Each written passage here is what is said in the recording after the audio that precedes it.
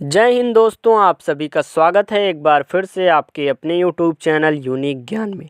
आज हम BA third semester की एक आत्मकथा जूठन जो कि ओम प्रकाश वाल्मीकि जी की है, उसका सारांश अच्छे से जानेंगे और समझेंगे, जिससे पेपर में अगर जूठन से एक भी प्रश्न आता है तो हमारा न छूटे। सर्वप्रथम हम ओम प्रकाश वाल्मीकि जी के बारे में अच्छे से उनके महत्वपूर्ण बिंदुओं को समझेंगे, क्योंकि कभी कभी पाठ के लेखकों के बारे में भी प्रश्न पूछ लेता है। तो चलिए शुरू करते हैं ओम प्रकाश वाल्मीकि जी के बारे में। हिंदी साहित्य में दलित आंदोलन से जुड़े लेखक ओम प्रकाश वाल्मीकि जी का जन्म 20 जून सन 1950 को बरला, मुजफ्फरनगर, उत्तर प्रदेश में हुआ था। उनके पिता का नाम छीटन लाल तथा माता का नाम मकुंदी देवी था। इन्होंने अपनी प्रारंभिक शिक्षा मास्टर सेवकराम मसीही स्कूल से प्राप्त की तथा 12वीं की परीक्षा में पास न हो सके, इसलिए देहरादून के डीएवी इंटर कॉलेज में दाखिला लिया। इसके बाद कई सालों तक इनकी पढ़ाई बाधित भी रही। सन 1972 में इन्होंने हेमवंती नंदन बहुगुणा गढ़वाल श्रीनगर विश्वविद्यालय से हिंदी में एमए किया। अपनी पढ़ाई के साथ साथ मार्डिनेंस फैक्ट्री देहरादून में अप्रेंटिस की नौकरी की। इसके बाद ऑर्डिनेंस फैक्ट्री चांदा में ड्राफ्टमैन की इन्होंने नौकरी की थी। अब भारत सरकार के रक्षा मंत्रालय है, उसके उत्पादन विभाग के अधीन ऑर्डिनेंस फैक्ट्री के ऑटो इलेक्ट्रॉनिक्स फैक्ट्री देहरादून के अधिकारी के रूप में कार्यरत थे। इन्हें अपने उल्लेखनीय कार्यों के लिए डॉक्टर अंबेडकर राष्ट्रीय पुरस्कार तथा परिवेश सम्मान मिला हुआ है। यह एक सुप्रसिद्ध दलित लेखक, इन्होंने अपनी एक नई पहचान बनाई थी। इन्होंने महाराष्ट्र में मेघदूत नामक नाट्य संस्था स्थापित की और इस संस्था के माध्यम से अनेक नाटकों में अभिनय के साथ साथ मंच निर्देशन भी किया हुआ था। ओम प्रकाश जी की मृत्यु कैंसर के कारण 17 नवंबर 2013 को देहरादून में हो गई थी। इनकी प्रसिद्ध कृति आत्मकथा में जूठन है, कहानी संग्रह इनकी सलाम और घुसपैठिए है, कविता संकलन इनकी है सदियों का संताप, वत्स हो चुका और अब नहीं, यह इनकी कविता संकलन है। आलोचना में इन्होंने लिखा है कि गलित साहित्य का सौंदर्य शास्त्र। अब हम देखेंगे जूठन का सारांश। ओम प्रकाश वाल्मीकि मूलतः उत्तर प्रदेश के मुजफ्फरनगर जिले के बरला गांव के निवासी थे। गांव में रहने वाले त्यागियों को तगा कहते हैं। गांव में जो त्यागी लोग रहते हैं उन्हें तगा कहा जाता है और इनका घर चंद्रबान तगा के घेर में सटा हुआ था। इसके बाद कुछ परिवार मुसलमान जुलाहों के थे। चंद्रबान तगा के घर के सामने एक छोटी सी जोहड़ी अर्थात तालाब थी, जिसने चूहड़ों अर्थात वाल्मीकियों और गांव के बीच एक फासला, एक दूरी बना दिया था।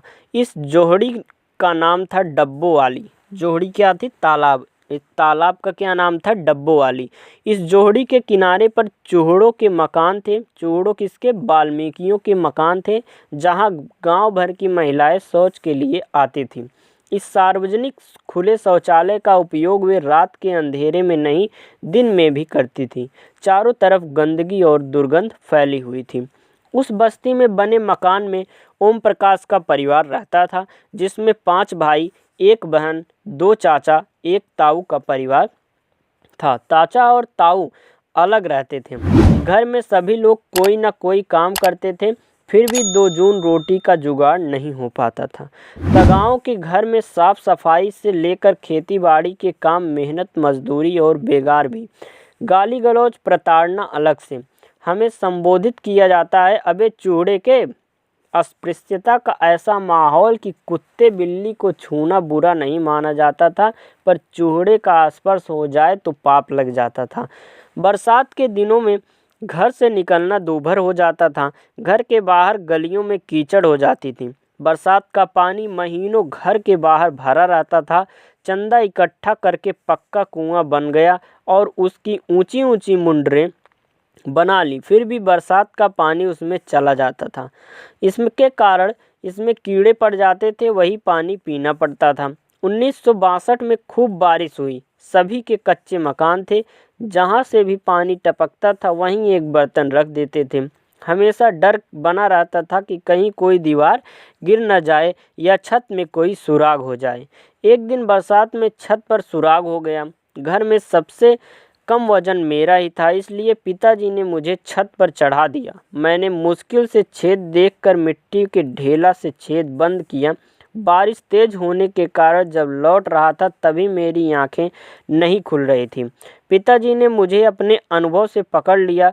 मेरी चीख निकल गई और माँ आ गई और मुझे चूल्हे के पास बैठा दिया।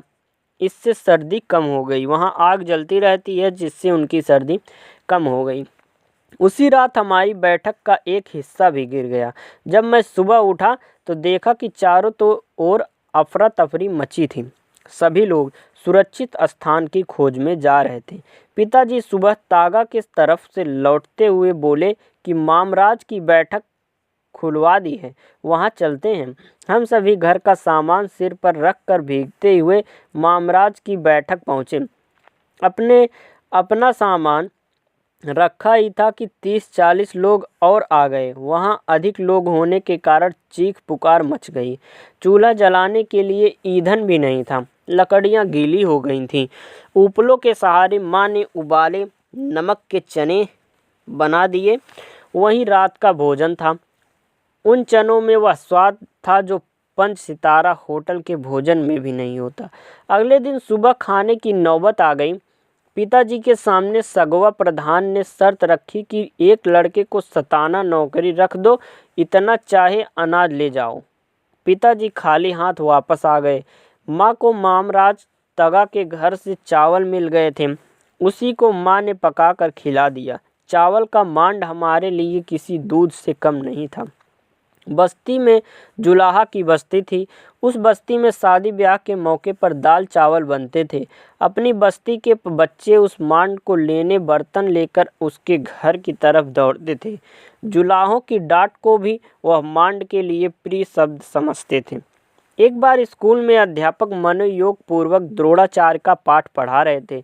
उनकी गरीबी का मार्मिक चित्रण करते हुए उन्होंने द्रोणाचार्य द्वारा अपने पुत्र अश्वत्थामा को भूखे से तड़पते हुए देख पानी में आटा घोलकर पिलाने की घटना का जिक्र सभी विद्यार्थियों से करेड़ाभिभूत कर दिया। इस प्रकार किशोर लेखक ने प्रश्न किया कि अश्वत्थामा को दूध की जगह आटे का घोल पिलाया गया और हमें चावल का मांड, फिर किसी ने महाकाव्य में हमारा जिक्र क्यों नहीं किया। इस प्रश्न पर क्रुद्ध अध्यापक ने अपने उत्तर में उसे मुर्गा बनाकर शीशम की छड़ी से प्रहार करते हुए कहा, तू द्रोणाचार्य की बराबरी करेगा। यह कहकर महाकाव्य आज मेरी पीठ पर अंकित कर दिया। भूख और असहाय जीवन के क्षणों में सामंती सोच का यह महाकाव्य मेरी पीठ पर नहीं, मेरे मस्तिष्क के रेशे पर अंकित है। साहित्य में नरक का सिर्फ कल्पना है। हमारे जीवन बरसात का आना नरकीय जीवन से कम नहीं है। उस वर्ष वर्षा में कई घर गिर गए, इसके कारण लोगों को बेघर होना पड़ा। जूठन कहानी में ओम प्रकाश वाल्मीकि जी ने अपने गांव में, अपने घर में, अपने आसपास के लोगों में बरसात का जो डर बना हुआ था और बरसात में होने वाले हानियों के बारे में अपनी आत्मकथा में बताया है। यह थी पूरी आत्मकथा जूठन, जिसका सारांश हमने आपको बताया बहुत ही अच्छे तरीके से। अगर आप चैनल पर नए हैं तो चैनल सब्सक्राइब करें, जिससे आपको आगे वीडियो प्राप्त होती रहे। धन्यवाद। मिलते हैं अगली वीडियो में।